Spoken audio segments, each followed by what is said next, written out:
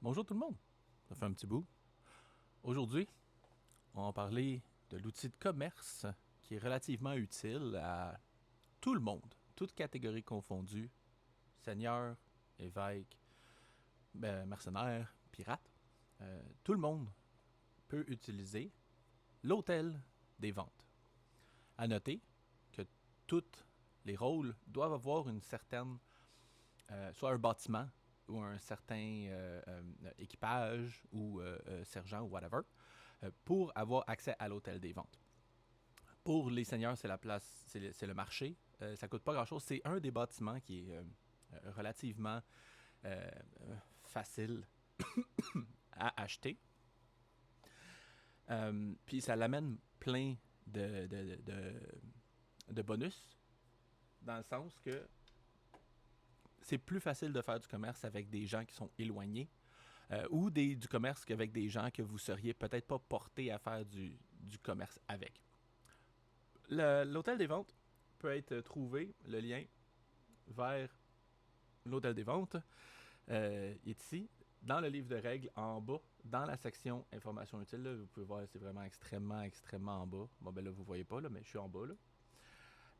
L'hôtel des ventes, cliquez là-dessus, ça vous ouvre l'hôtel des ventes. L'hôtel des ventes, c'est extrêmement simple quand on la comprend. C'est pour ça que je fais la vidéo. Donc, ce que vous avez ici, tous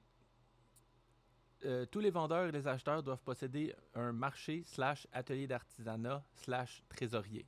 Fait que voici ce qu'il faut que vous checkiez dans vos bâtiments civils ou dans vos équipages si vous êtes un pirate. Pour le mercenaire, je ne sais pas. Je vais peut-être demander une feuille de vierge de mercenaire pour pouvoir donner de l'info, mais d'après moi, ça doit être aussi un trésorier. Donc, comme il est écrit ici, les règles de l'hôtel de vente, il y en a 3, vraiment pas compliquées. Pas plus que 5 offres peuvent être affichées par un vendeur. Donc, vous ne pouvez pas offrir plus que 5 lignes. Straight up. 5% de la valeur du retrait, et ce, qu'elle soit vendue ou non. Donc, on va prendre un exemple facile ici. Inoc, qui met 10 000 vivres en vente pour 65 PO. Quand Inoc va retirer son offre, il va avoir 5% qui va être pris soit du 65 PO qui a été payé, ou soit du 10 000 vivres quand que lui va retirer son offre.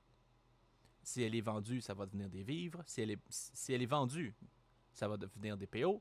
Puis si elle n'est pas vendue, ça va venir des vivres. Donc, quand vous achetez de l'hôtel de vente, vous obtenez toujours théoriquement la quantité que vous achetez. Ce qui est important de garder en tête par rapport à ça, c'est justement, c'est toujours celui qui poste l'offre qui va avoir le 5% de retrait. OK? Donc, dans une situation où est-ce que, mettons, moi, j'ai besoin de 50 armureries et que je me trouve quelqu'un qui va me donner, comme par exemple, ben, dans l'hôtel de vente, ce que je peux faire, c'est écrire, mettons, j'offre une pièce d'or pour 50 armureries. Et lui va prendre l'offre. Donc, il va payer les 50 armureries pour prendre la pièce d'or. Fait que lui, il va recevoir une pièce d'or. Mais moi, je vais recevoir mes 50 armureries moins 5%. Donc, si vous avez besoin de 50 armureries ou si vous avez besoin d'un nombre X de ressources et que c'est vous qui postez une offre d'achat, ben assurez-vous d'ajouter ce 5%-là. Je vais vous faire un exemple juste un petit peu plus tard. Donc, ça, c'est la règle numéro 2. Règle numéro 3, 15% de la valeur si le vendeur n'a pas réclamé un an après la vente. C'est pour ça qu'il y a des dates ici. Okay? Donc, vous pouvez voir là, du 27 novembre, 16 novembre, etc. Il y a du 2023 là-dedans. Uber ici, là, qu'on approche là, le 4 juillet 2023, ben justement, ben lui, il va se faire prendre 15% de son 4PO, puis ils vont retirer l'offre. C'est pour pas flooder l'offre. Maintenant, vous pouvez voir, il y en a qui sont en vert, puis il y en a qui sont en noir. L'hôtel des ventes, les informations, est accessible à tout le monde. Quand vous avez une offre qui est en vert, ça veut dire que ce qui est en vert ici, c'est ça qui a été pris. Exemple, Jacques Daniel a posté une fille de joie pour 17 pièces d'or. Ben, il y a quelqu'un, on ne sait pas, qui a payé son 17 pièces d'or pour sa fille de joie. Et Jacques Daniel n'a pas encore réclamé cette offre-là. Pareil comme ici, Inox, Racam, Griffonix, etc., etc., etc. Là. Tout ce qui est en vert, c'est des choses qui n'ont pas encore été réclamées. Il y en a un paquet. Ah, il y a moi aussi. Yeah, la teinture. La teinture, c'est le fun. Parce que les pirates, avec la teinture, ils peuvent faire des choses. C'est écrit dans le livre de règles. Je ne vous donnerai pas le spoiler, mais la teinture, c'est une façon pour les pirates de faire un peu d'argent. Donc là, il faudrait que je réclame ça. La façon la plus facile de réclamer une affaire, c'est d'écrire dans votre conversation organisateur d'Asgaria. Bonjour, j'aimerais réclamer la ligne 49 de l'hôtel des ventes. Puis là, eux autres, ce qu'ils vont faire, ben, c'est qu'ils vont juste le mettre sur votre feuille. À noter que l'hôtel des ventes n'est pas soumise aux histoires de mise à jour. T'es rendu à quel mois, quel mois, quel mois. L'hôtel des ventes est toujours live tout le temps. Donc, même si, y a, mettons, je trouverais une façon d'avoir 47 pièces d'or, puis j'achèterais 6690 vivres pour 47 pièces d'or, ben elle, même si elle a été postée dans le passé, ben je le reçois tout de suite. Puis dans la même situation, si, mettons, moi, je serais dans ma mise à jour de février de cette année, puis que je voudrais prendre une ressource qui a été postée en mai, ben je l'aurais tout de suite. Donc, c'est une super bonne façon de pouvoir trader sans nécessairement être limité par dans quelle mise à jour ils sont rendus. À part de ça, l'hôtel des ventes virtuelles, comment que ça fonctionne? Il y a deux façons. Soit que vous pouvez poster pour acheter, ou soit que vous pouvez poster pour vendre. Les deux ont l'air d'exactement la même chose. Là, je vous donne un exemple. Ici, on a Nanashi. Nanashi, il offre ici 10 pièces d'or. Puis ce qu'il veut en échange, c'est soit 100 fer ou 100 pierres. Ici, on a le petit prix unitaire là, à 10,00. Ça veut dire que dans le fond, une pièce d'or pour 10 fer. Ça, c'est un trade qui est pas très profitable pour celui qui va l'acheter. Probablement pour ça qu'il est encore là. La même chose pour ça ici. Le Griffonix, le 12 pièces d'or pour 100 fer à 8,33, c'est pas un bon trade. Quand on prend en considération qu'à la bourse, un lot de 30 fer va tourner autour de 10 à 12 pièces d'or. Ben, 10 à 12 crédits, donc pièces d'or, entre guillemets. Ça, la bourse, je vais en parler un peu plus tard. Ici, on a un trade qui est vraiment... Par contre, quelqu'un qui a vraiment beaucoup besoin de pièces d'or et qui a un excédent de fer ou de pierre de façon industrielle, là, ce qui m'étonnerait beaucoup parce que tout le monde a besoin de pierre et de fer, ben, il pourrait prendre ça. Donc, dans le fond, ça, c'est ça. Fait que dans le fond, ça, c'est pour acheter ou vendre. Comme ici, moi, par exemple, moi, des maîtres d'œuvre, le pirate a rien à faire avec des maîtres d'œuvre. C'est inutile, j'ai aucun bâtiment à construire, puis c'est tout. Donc, les maîtres d'œuvre, moi, je les pose pour les vendre. Donc, moi, je vends un maître d'œuvre, soit pour 12 pièces d'or ou une teinture. Ben, même affaire, 12 pièces d'or, un charpentier.